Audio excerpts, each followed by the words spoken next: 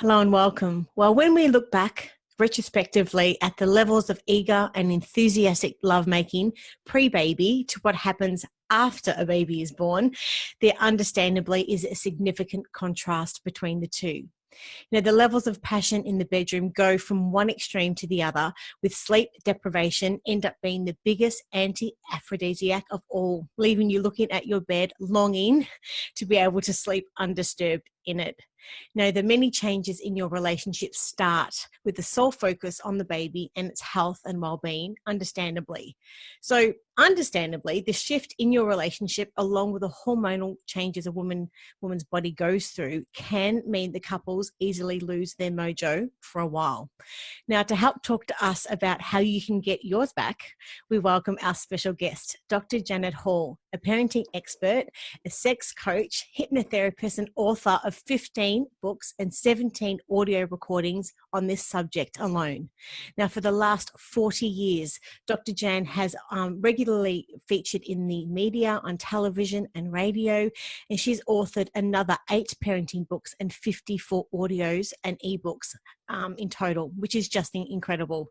Now, so today, Dr. Jan is going to share with us when and how you can reignite your sex life after a baby is born. So thank you for joining us, Dr. Jan. How are you?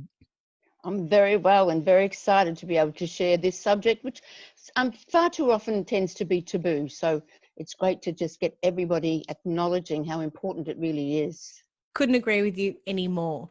So before we get stuck into all the questions that I do want to ask you with your 40 years experience in this subject, I just wanted to address that we had published your article titled When and How to Reignite Your Sex Life After a Baby is Born. Now, for someone who hasn't read the article yet, can you please tell us what it's about and what inspired you to write it? What inspired me is the many clients that I've seen over the years who come in about a year after the baby is born and say that they're very foolish. They feel foolish. They are angry, perhaps one with the other. Typically the man is angry with the wife. Basically, a year later, they're still not having sex. And when we say sex, we're not just talking about penis in vagina. We are talking about intimacy and sharing that wonderful quality that makes it all worthwhile. So, it's a really serious challenge. And medically minded people will just say things as it's foolish, again, is the word, in that, oh, well, you can have sex after 6 weeks. Well, let me tell you that very rarely happens. Mm-hmm. Okay. Well, let's sort of get stuck into all of these questions. And as mentioned earlier, you do have 40 years experience on the subject as a sex therapist. So what can you tell us about your experience with helping parents of new babies then? Well, because I'm positioned very much as a sex therapist, people come to me through the internet mostly nowadays.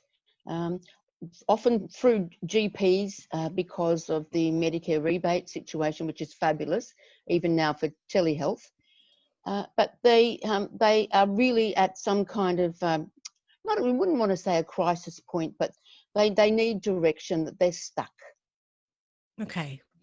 So what, I guess, are some of the most common challenges that you parents face with the intimacy post-birth then?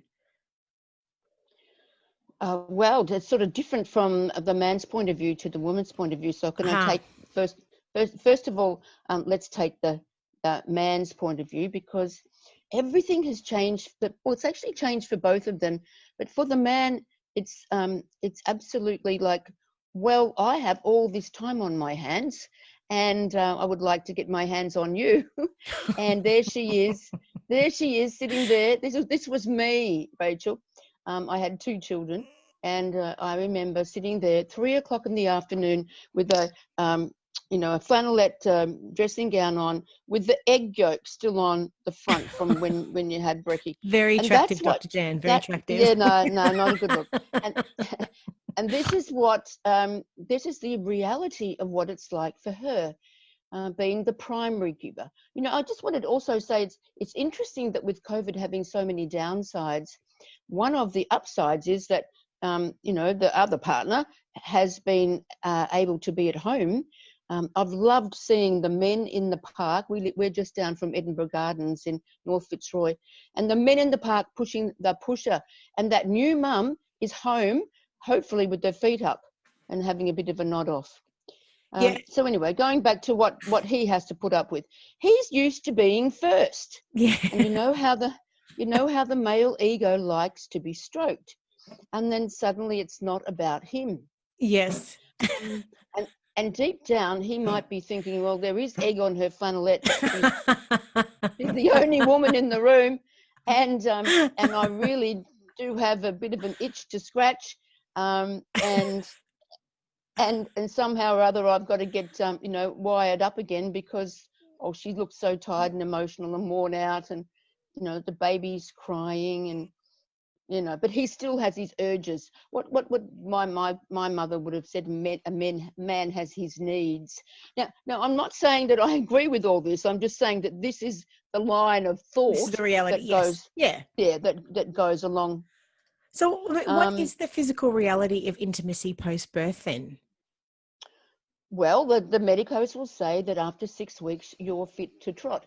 However, I think it very much depends on what sort of a pregnancy and birth Of course that the woman had, because if it's been like it's so uncomfortable the whole time, maybe there's been an emergency, maybe there's been a crisis. She may have had episiotomy stitches, which can be very uncomfortable, and even as I at the last minute had to have 2 cesareans. Well, the first one I didn't know I was having, and the second one was of course necessary. That your pelvic floor actually can become overstretched, and so it's not as easy as you think. So at 6 weeks also, it must be a very old statistic really to say 6 weeks.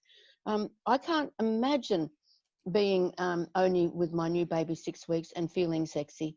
again. If I'm breastfeeding or very keen to, which is hugely stressful if it doesn't go easily, and if it is going easily, the hormones have all changed. Mm-hmm. Now you've got your oxytocin, which is your touching, hugging drug. Your love hormone. Yep.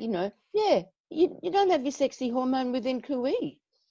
So so why is it important then to take things slowly and gently again? I mean, and how can the decision to start too early cause more problems and can cause more problems internally for women? Well, I'm not the medical doctor, Rachel, but surely it's going to cause injuries. I'm an expert sex therapist, and one of my really compassionate issues is called vulvodynia or vaginismus, and that's when it can just be a mental thought. It doesn't have to actually be because of an experience, but if you have had a physical trauma, you're not going to put your hand up for sex for a long, long time. The pelvic floor becomes like a little police station, and it's not going to open up and allow the vagina to stretch and expand. So trying to have sex when you have any resistance is only going to make it even worse as time goes on. Yes. So you have to take it slowly.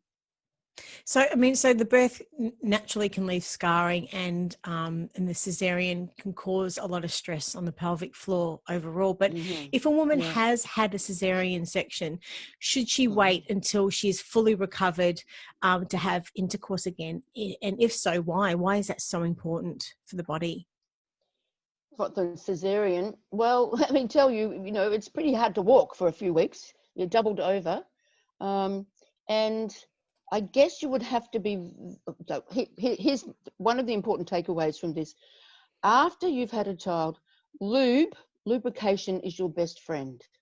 So as long as there's lots and lots of lube, and the guy does put time into making her feel good with his hands, which is some kind of a massage. Not all women like, like a traditional massage, but you know what? The one that I absolutely love was having my face stroked like that. That can just put me immediately into a, yes, what would you like now zone. The other thing is position. You certainly, if you've had a cesarean, you don't want your man on top of you heaving up and down. So better off to do a spooning with the leg over. But once again, the man really has to put some attention into making her pink bits swollen, engorged, ready. Use the lube to help out. Men often don't know where they're allowed to touch anymore. If he touches her breasts and he drips, he gets milk squirted all over him. It's like, well, hang on, that's not very sexy. They didn't do that before. No. So, I mean, medically, do you need to have a doctor to give you the all clear before sort of reigniting your sex life again? I don't know what they're saying now about that. It's been so long ago. My children are 40 and 38.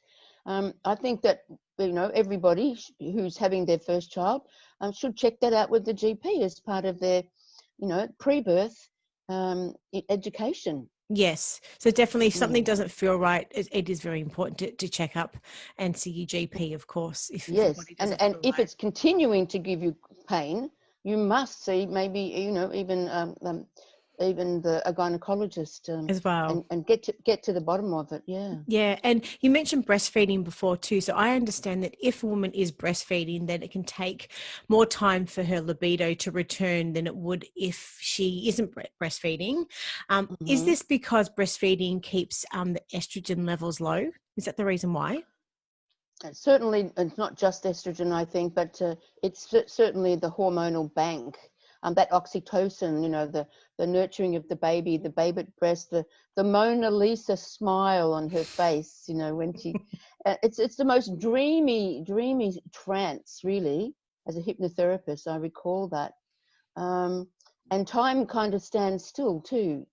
So that's all a good thing. So, and yet, nowadays we have no rights or wrongs about breastfeeding, and you should do what works for you and what works for your baby.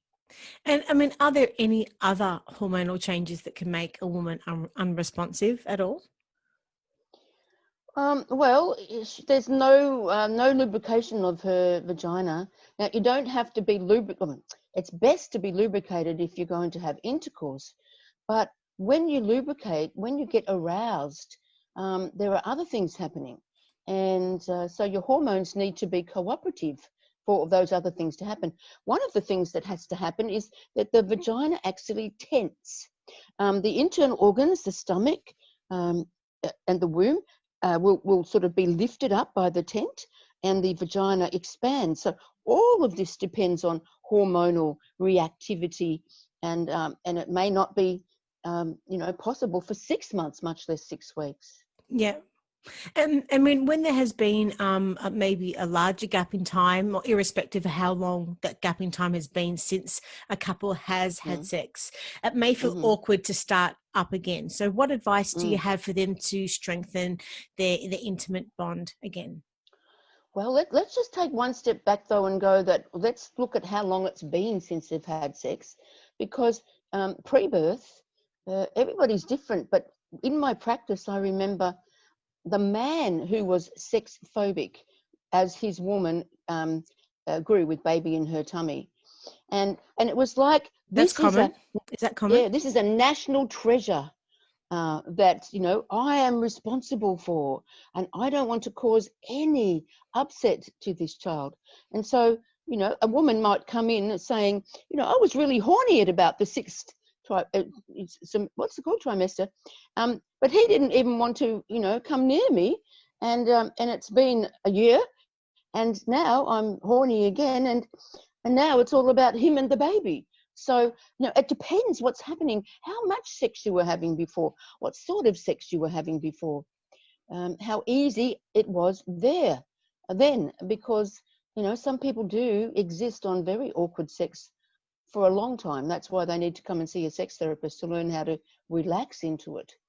So once we take into that, let's look at what it was like before. Now, how do we get started again? The ideal way is the massages. Can I tell you one of my favorite techniques? I would love to hear about it.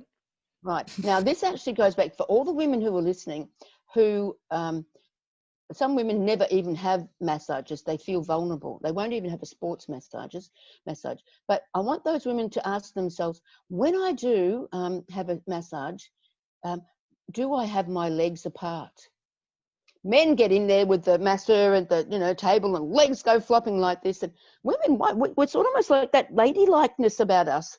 And so simply by laying on our tummy naked with our legs apart for our male partner to begin to massage using a really good, say, avocado or almond oil from the whole food, shop, just feeling vulnerable like that and knowing that this is your lover, this is the man that you trust and who thinks that you're a goddess, is a wonderful way to start. But it's not, yes, you might also want the massage where you're sitting between his feet watching telly and he gives you a head massage or a shoulder massage, and that's more about love. And this is something else I want to bring up too that not everybody knows about, but the 5 love languages. You know about them, Rachel, don't you? I've heard about them, but yeah. Okay, so this was invented by Gary Chapman, an American, and I actually think in Australia, most of us are not that keen on the 5th one, which is gifts. And when we're talking about pregnancy and then after having the baby, we're not talking about gifts. So let's park that one. Oh, though I always like to say, when I went to America to a big mall for the very first time, Hallmark cards was as big as Bunnings because it was gifts. And that's where he got that from. But the other 4 love languages are crucially important. Mm-hmm. Well, actually, no. No. Let's say the other one, which is my husband's and my favourite one, quality time. Yes, you're not going to get much quality. You're not going to get much quality time. So sitting between his legs watching telly is a good time to call that quality time. But the other 3 are crucial. Yes. And so one of them is called acts of service. Mm-hmm. That is doing something, taking the initiative to do something to help the other person. Now, this is where the guy can step into his stride. Read her mind, anticipate her needs. It's not easy for some people. Acts of service is actually my lowest one before gifts. Every now and again, my husband gets grumpy with me and I think, ooh, I'm not doing enough around the house. I think it's a great exercise for couples to sit down and actually work out this between them so they can understand how the other person likes to receive attention and love as well, because you may think, I'm doing one thing and it's not actually making any difference on the other end. So no, you have to talk the other one's love language. So you can just go online and download the test and do it, now, whatever stage you're at, it's never too late to learn. So his acts of service, her words of affirmation. But she needs to keep telling him. She's not going to tell him he's a hunk of spunk and, like she can't wait to be in bed with him because she's just too busy. But she can say how much she loves him, how much she depends on him, how he is her rock. Because the man might feel rejected if she's just focused on the baby all the time. Mm-hmm. And if he's a words of affirmation man, he will need that. But then there is also the touch, just as I love this. Find out, what does your man love? He might like just the hand on the shoulder. He might like a special kiss on the side of his mouth rather than a full-on pash. So learn what it is that he needs for him to feel good about you touching him. Mm-hmm. And is one of the most positive approaches just patience and understanding in general? You betcha. Yes, from both people. I actually also think that the couple have to do whatever they can to have turns sleeping. When I was having my children, men still would not change nappies or get up in the middle of the night to burp the baby or feed the baby. Thank goodness that's in the olden days now. So you might both be wrung out and tired. So even if it's just an hour, and even if you're not really asleep, find one of somebody's meditation audios, but just laying down in a bed that's not your bed and not the baby's room, maybe with some oils, burning oils, and the dimmed light for an hour. It's going to rejuvenate you in a way that, if you just keep going and going and going at it, you're just going to burn all your batteries. Yes. And I mean, understanding that there's so many changes, I mean, how can couples find new ways to express their physical attraction and affection again? I like, because I'm a wordsmith, having written all those books. For those people who are good at words, fantasize together. That could be very horny, or it could be very funny. Now, you can fantasize about things that you have done in the past. Remember the time, you came in the door, you say to your man, and you told me to just throw some sexy things in a case, some high heels, and you took me to the Hyatt. And we didn't even go out to dinner. We just had room service. And remember when we showered together? So you're really recalling that fabulous, romantic, sexy time. And then another option, of course, is to make it up. Imagine if. And people who are good with words can do that, but see, not everybody can do that. Yes. So for the people that are not, what can they do then? They can read erotic literature to each other. You might need to suss each other out. Like, for instance, the what's it called again? The 50 Shades of Grey just made me laugh. But there's so much erotica that you can find online. So find what you like and read that to each other. What else could you do? Well, I mean, make up a little fetish. Maybe he likes to have a foot rub, particularly between his toes or something like that. Just try different things. Just try different things. Yeah. Yes, absolutely. And I'd love to know, what are the main considerations that a new father needs to have for the mother of his baby in regards to the changes that her body has gone through and how it affects their intimacy overall? Well, she's very likely to have lost a lot of, body confidence. She's finally had to face the fact of the flab, and the fact that she can't find time to really tiz herself up and look like that hottie that she used to be. Nevertheless, he should not pour on the fact that, oh, you're still my sexy girl, because that'll make her feel like sex is going to be a chore. And that's like a turn off rather than a turn on. But certainly beautiful. You are so beautiful. You are glowing. Motherhood really suits you.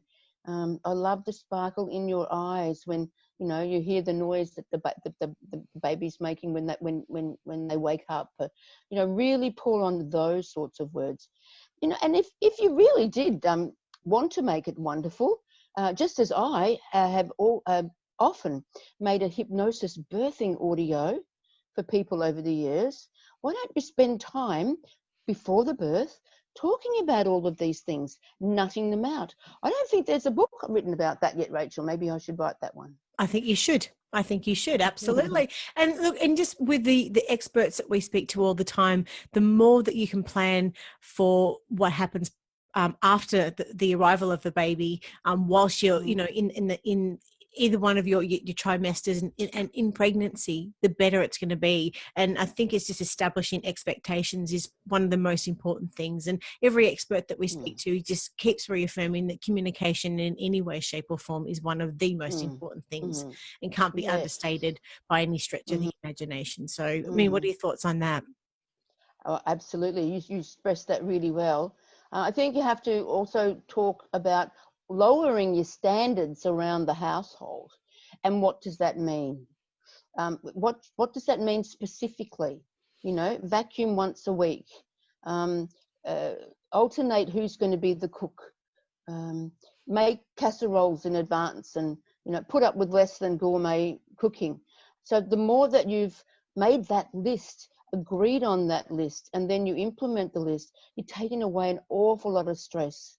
And because, if the money's there, what we hear time and time again too is even if you just invest that $50 a week in a house cleaner, that could be the best $50 you've spent just for the sake of arguments and those types of things as well, if the money is there for that. But if not, definitely establishing, I think, and lowering your standards and having just that agreement on the household chores and what the house is going to look and feel like, I think is a great idea.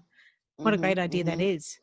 And I understand the hormones estrogen and how do I pronounce it? Progesterone, is it? Progesterone, yeah, Yep. progesterone. Yeah. Are crucial to the baby's health and development during pregnancy, but they also happen to be vital to a woman's sex drive also. And the levels of these hormones are incredibly high during pregnancy. Are they? They would be? Look, I'm going to have to back off from this, Rachel, because that's not my expertise. Okay, that's okay. Yeah. It's That's okay. interesting that testosterone is thought to be the male hormone, though, but women have testosterone as well. And so it's much more complicated than just saying that goes up or it goes down. So what I could see from the research is that once the baby is born, that declines dramatically back into pre-pregnancy levels. So this means that that the woman may not feel any sexual desire for a few weeks at a minimum after the months. birth. So At least generally, 3 months.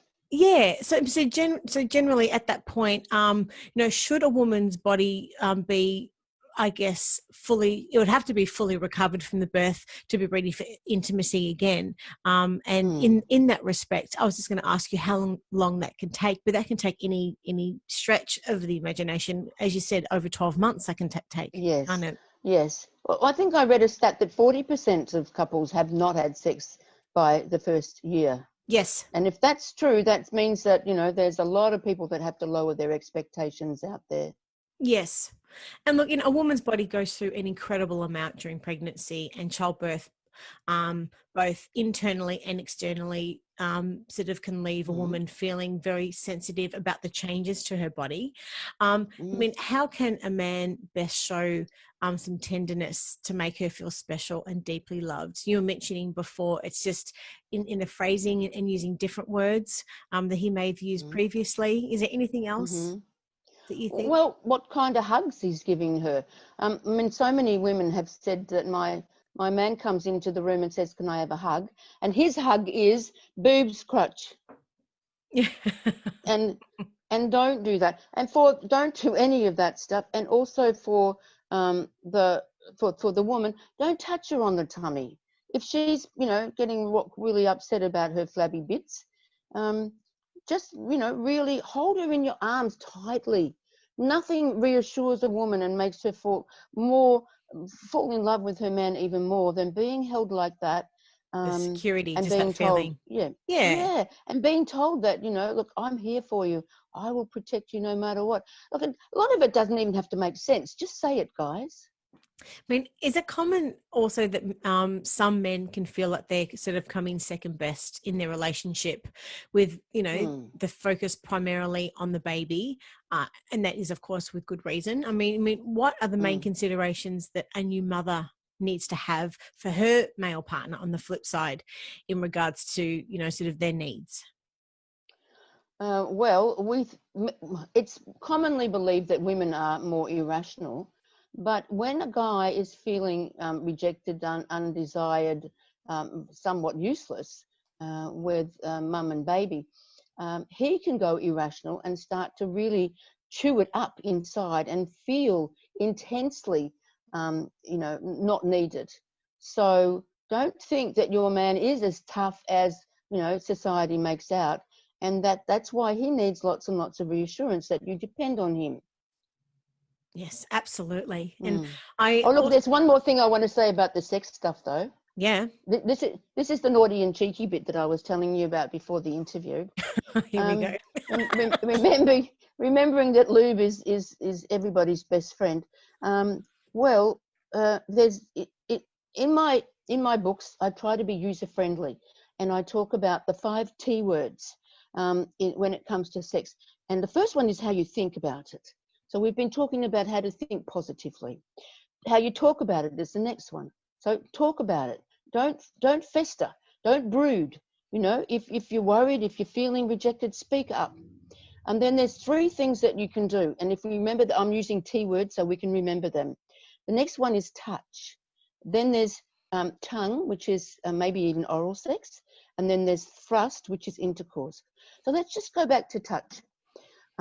I would like to recommend that no matter how tired she is, at least once a fortnight, she gets that lube, she lays her man down, and she gives him the touch job. or the hand job. You can choose a piece of music, maybe only 4 minutes long. So you say, look, honey, I'm just going to love to please you for 4 minutes. And after that, you're on your own. You know what's going to happen then. But at least, pleasure him in that way. Make him feel like a king. Make him feel that you're thinking that he's worthwhile. And really, it's no skin off your nose, so to speak. Just make that effort and you will have a very happy man on your hands. In fact, Rachel, I say that if every man in the world was given a hand job by his woman on Tuesday nights, maybe there'd be no wars. Well, maybe you're right. That excludes the Taliban, because they're horrible. The Taliban, they don't care. Hey, what's the next one? No, that's it. That's the naughty and cheeky bits. That's the naughty and cheeky bits done. Okay. Well, following on from that, I just wanted to mention that I understand that you and your daughter Ella are the only mother-daughter sexperts in Australia and are launching a new online course called Women's Pleasure Power Gold course. So can you tell us a little bit about this? I understand you're on a mission to empower every mother and daughter to have open, honest, caring and real communication about sex throughout their lifetime. So what can you tell us about the course? Well, I'll tell you by asking you a question. Most women, if they're asked, what did your mother talk to you or teach you about sex, will say two things. Nothing, or don't get pregnant. And so Ella and I are here to actually break through that and encourage women, mothers and daughters. And look at us, the mother and the daughter. I have been trained as a clinical psychologist, so I very much have always come from the head. Ella's been trained as a tantric goddess, and so she's very much from the heart. So we are now teaching women to come from the head and the heart, and to be willing to talk to their mothers or your mother figure, whoever it is in your life, and really just start talking to every woman about what are the things in the way of us all being sex goddesses. In fact, I actually thought that maybe another time you could have Ella coming on and talking about tantric sex practices for new mums and dads, because they take all the heat off the it has to be intercourse. And so I'm not the expert to do that, but perhaps one day, and I'm sure that she could if it's write going to an help, article and then do a podcast. Absolutely. Yes, because it's just a brilliant technology. I mean, let's face it, it's been around for 3,000 years. So it's definitely worked. Tantric practices, yeah. Okay, would love to hear anyway, all about the that. other thing is, this course is pleasurepowerexperts.com.au gold course, and it's $99 US at the moment, and that's a really special price down from $297. But if any of your listeners can jump onto it for the next 30 days, they've got a coupon called now. We'll have it in the show notes. Go for gold. Yeah, okay. In the show notes. Great. Go for gold, and you can get 15% off that $99. It's a very empowering thing. It's about women stepping into their power and owning it and wanting to be the sex goddess that's really deep down inside. Wonderful. Dr. Jan, this has been a fantastic chat. If you were to summarize your key messages for anyone watching and listening, what would they be? I think you touched on it before, and that is to be patient with yourselves, be patient with each other, to be honest and open in your communication, and just lighten up, have a sense of humour, and really, get in as many laughs as you can. Thank you. And look, if anyone's got any other questions, just generally, whereabouts can they find you? Well, I have many websites because, I've written books about parenting as well, about sex, but you can find me on the web. Just Google Dr. Janet Hall and choose whichever one is your flavour of the moment. Wonderful. Thank you so much for your time, Dr. Jan. I've loved this chat. Take care and look forward to another one, hopefully in the not too distant future. Until then, stay safe. Thank you, Rachel. Take care. Thank you. Bye. All right, bye.